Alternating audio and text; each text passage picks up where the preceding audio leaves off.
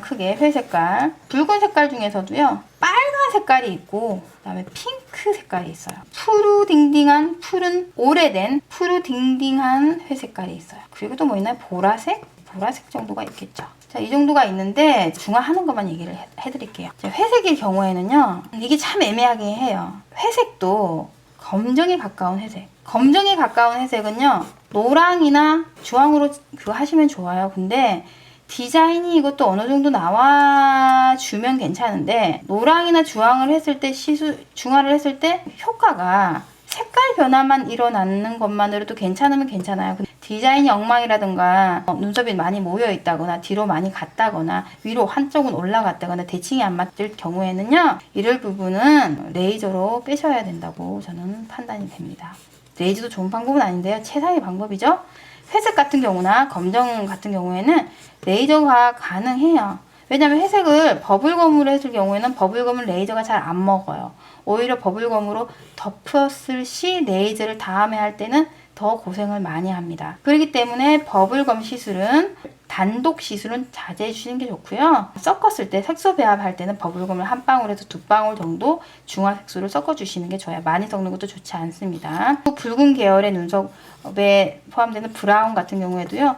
좀 토프를 한 3-4방울 섞어 주시는 것도 브라운에 있는 붉은기를 잡아주기에는 좋은 방법이고요. 그다음 붉은 색깔이에요. 붉은 색깔은 빨간 색깔이고 핑크 색깔이 있어요. 완전 빨간 사람이 있어요. 시술한 지도 막 1년이 지났는데도 막 눈썹이 막 불이 타 있어요. 이런 분들은요. 그린 색깔 단독으로 수지로 깔아주시는 게 좋아요. 왜냐면 빨간 거는 레이저로 빼기 너무너무 아파요. 괴롭기 때문에 디자인만 어느 정도 맞아 떨어진다면 일단 중화라는 자체는 좋은 건 아니에요. 근데 그린으로 충분히 수지로 깔아서 중화시킬 수 있고요.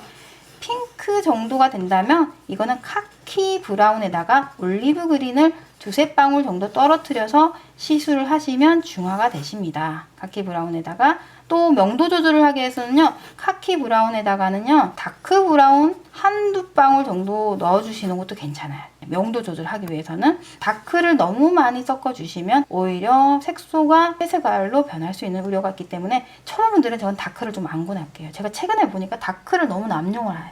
제일 색소 변화가 많이 되는 게 회색으로 많이 올라오는 게 다크거든요. 왜냐면 다크 안에는 블랙이 많이 들어갈 수밖에 없으니까 1-2방울을 해서 명도 조절의 변화만 쓰는 걸로 해주시는 게 좋습니다. 여기에다가 그린 색깔 1-2방울, 카키에다가 다크 1-2방울 섞어주시고 아니면 밝은 사람의 머리다, 뭐 피부도 밝다 하면 다크를 아예 섞지 않으시고 하셔도 됩니다.